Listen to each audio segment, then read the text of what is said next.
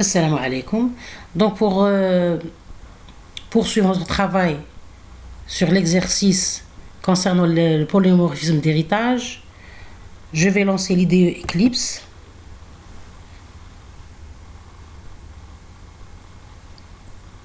Donc je rappelle que notre exercice concerne le polymorphisme d'héritage. Donc je lance mon workspace TPPOO.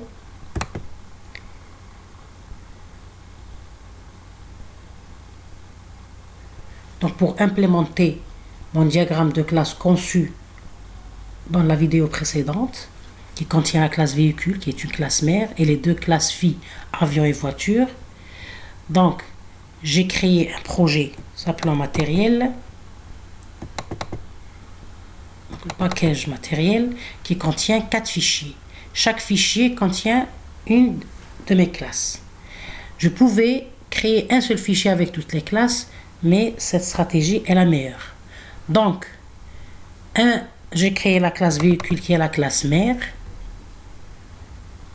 avec ses attributs privés bien sûr, marque, date d'achat, prix d'achat et prix courant. Puis j'ai créé le constructeur surcharge, puis avec paramètres de la classe véhicule avec le paramètre sans marque, date et prix, comme demandé dans l'exercice. Ici, c'est-à-dire instancier mes attributs, j'ai utilisé this.mark égale à marque. C'est optionnel, je peux utiliser this comme je peux ne pas l'utiliser.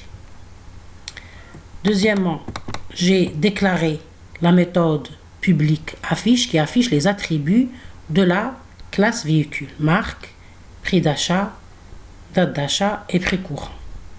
Bien. Deuxièmement, j'ai créé une classe fille voiture qui hérite de la classe véhicule, donc en utilisant le mot-clé extends, donc classe voiture extends véhicule.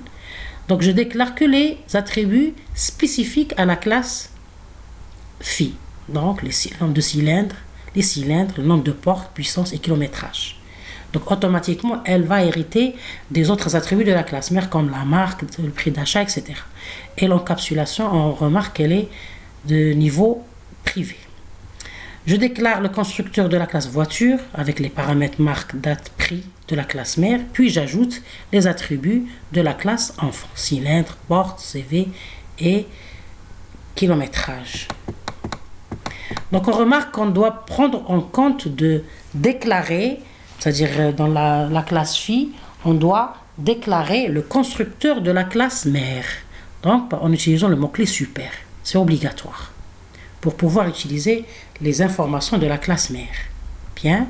Ici, j'ai redéfini la méthode déclarée de la classe mère, qui est la méthode affiche. Donc c'est à ce niveau-là qu'on touche la programmation du polymorphisme d'héritage. Donc la même classe déclarée dans véhicule, affiche, la même méthode déclarée dans la classe mère véhicule, je la retrouve dans la classe voiture, mais avec un traitement, donc le même nom, les mêmes nombre de paramètres, donc ici il n'y a pas de paramètres, mais dans le traitement on peut toujours changer. Donc ici, j'affiche les paramètres spécifiques à la classe fille.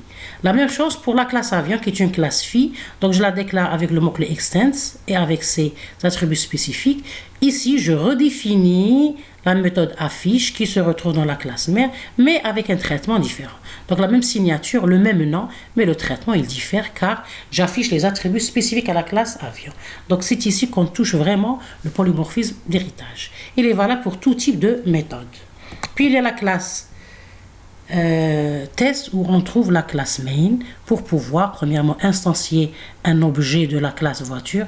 J'instancie un objet de la classe avion.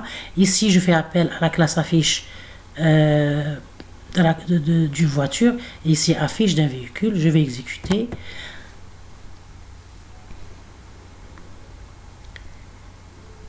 Donc je remarque ici qu'il y a l'affichage des différents attributs de voiture et d'avion. Ici, on remarque qu'il y a l'affichage des attributs marque, date d'achat de la classe mère, parce que j'ai fait appel à la méthode affiche de la méthode mère, de la classe mère, en utilisant le mot-clé super.affiche dans la classe avion.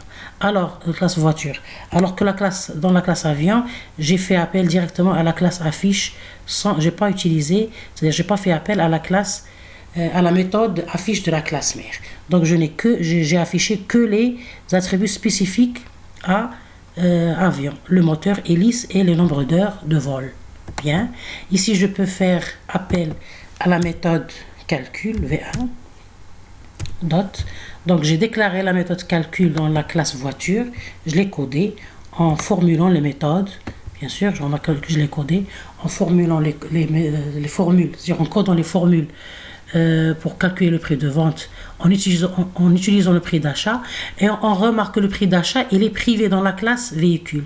Donc pour pouvoir l'utiliser, j'ai besoin des setters et des getters. C'est pour ça que je reviens à la classe mère véhicule et je déclare mes setters et mes getters, des différents attributs privés, pour pouvoir les utiliser dans la méthode calcul, dans la classe voiture et aussi dans la classe avion. Vous voyez, donc j'ai utilisé les formules déclarées dans le diapo de la vidéo précédente. Donc je fais appel à cette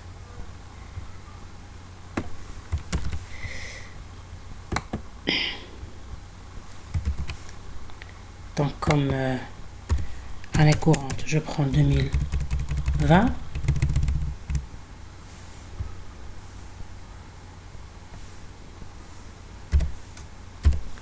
Bien.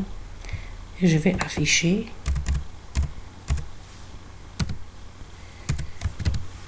bien. Donc je ici bien. Donc j'exécute. OK. Donc je remarque qu'il a prix de vente de la voiture, c'est 9600. Donc il a diminué parce que l'année actuelle, elle est supérieure à l'année d'achat. Bien. Donc je vais construire, comme la dernière fois, mon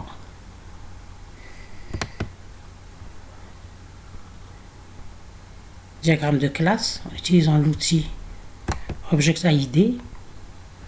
Donc je vais dessiner le diagramme de classe. Next. Comme nom diag netel, je donne comme nom diag. Je vais sélectionner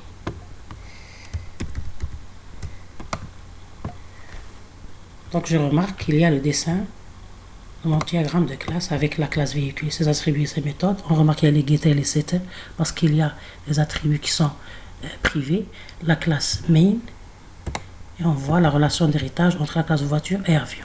Merci pour votre attention et à la prochaine vidéo.